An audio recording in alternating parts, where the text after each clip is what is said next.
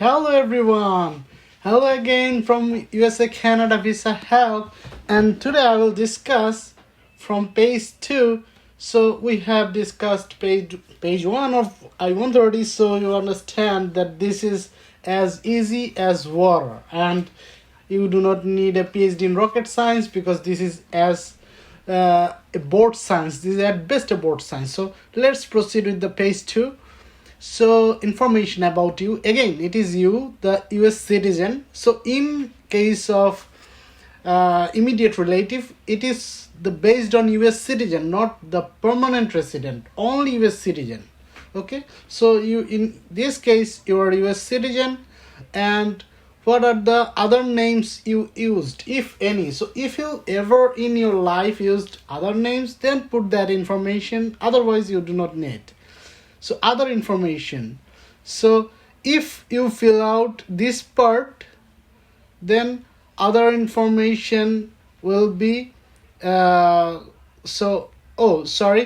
this is other information, means which is your city or town or village of birth. Okay, so this is the information you have to put here. For example, if you were born in Moscow, then write Moscow. If you are in the New Delhi, so New Delhi city or whatever, or Dhaka city of Bangladesh or whatever. And country of birth, your country of birth here, date of birth here, male or female. So these things are pretty straightforward. And then mailing address, like where USPS or United States Postal Service company will deliver you mail, just in case you need to receive a letter from them or from USCIS about your petition. Okay, so what is your mailing address, where you can receive the letters? Mailing address can be anywhere. There you have the access to the mailbox, or you can receive the letters. Okay, so in care of name, so if your mailbox is in care of somebody, then in care of that person's name and then street number. But if it is in your name, or you have the direct access to your mailbox, in normal circumstance, what people do is they write the street address. From here they start, because this is not very much important. 10A is not very much important, so you do not need to fill out if you do not wish to. So you start from 10B, and then apartment or suite or wherever your letter will be delivered. Okay, so this is the mailing address, whether you stay here or not, but you need to be able to have the access to the mailbox. Okay, so we complete 10. So then 11, so country, of course, in United States. So you write everything. Okay, so then is your current mailing address the same as your physical address? Oh, what about if you do petition outside of United States? Then in that case you need to write that address. Okay, but if you can receive an address, receive the letter from an US address, please write the US address.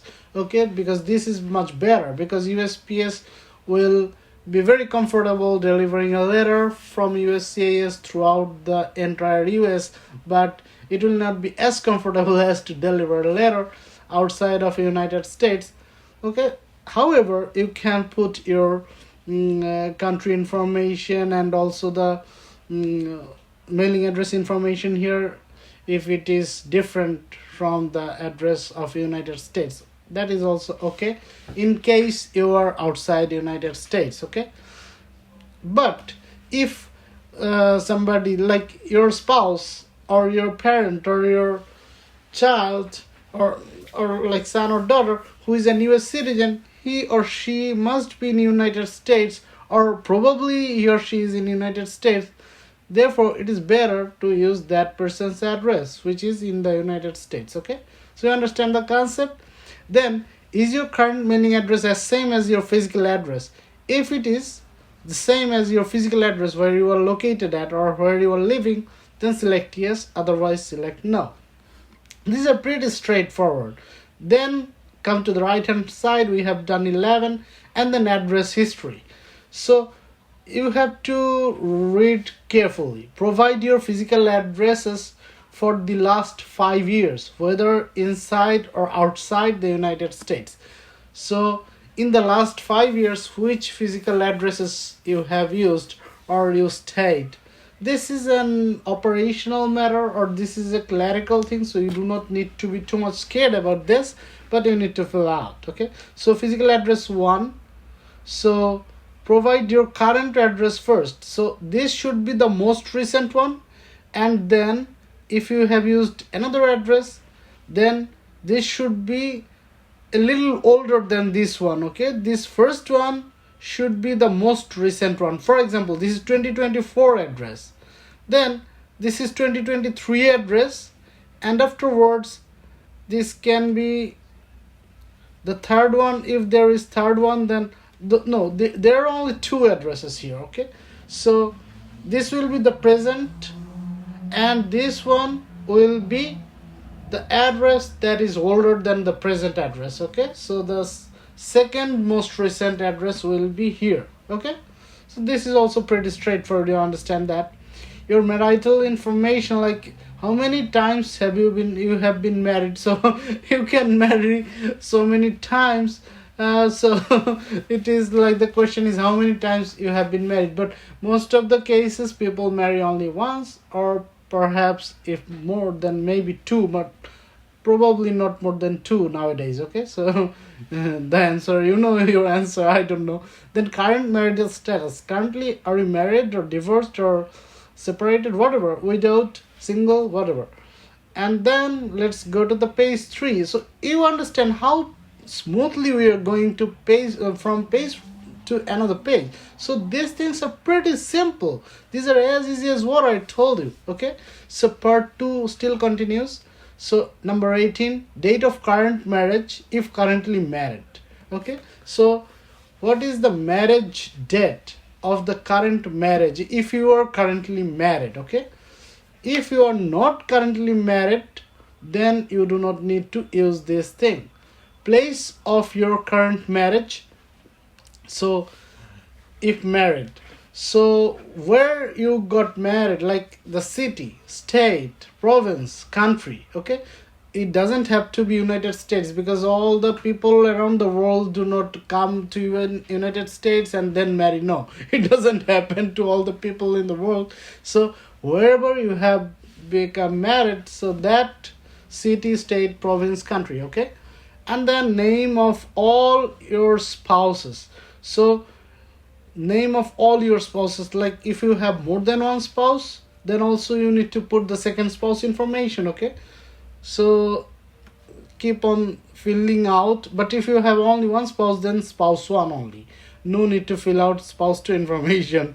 Okay, and then information about your parents. So all the information are related to the petitioner or the US citizen person still now. Okay, not the beneficiary. You have to understand, still now we are talking about the petitioner, or who can do the petition, who is the US citizen, can petition for their immediate relatives. So still the information about petitioner is going on. Information about your parents. So here your parents, the US citizens' parents will be here. Okay, and this is the parents, full name of parent 1, maybe father, and then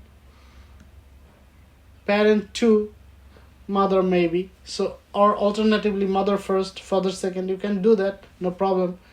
You have 2 parents, so keep on filling out their information. Okay, additional information about you. You are US citizen or lawful permanent resident. So we are talking about immediate relatives. So you are US citizen, right? So you have to fill out, like you have to cross this box. Okay, you have to select this box, means cross this box.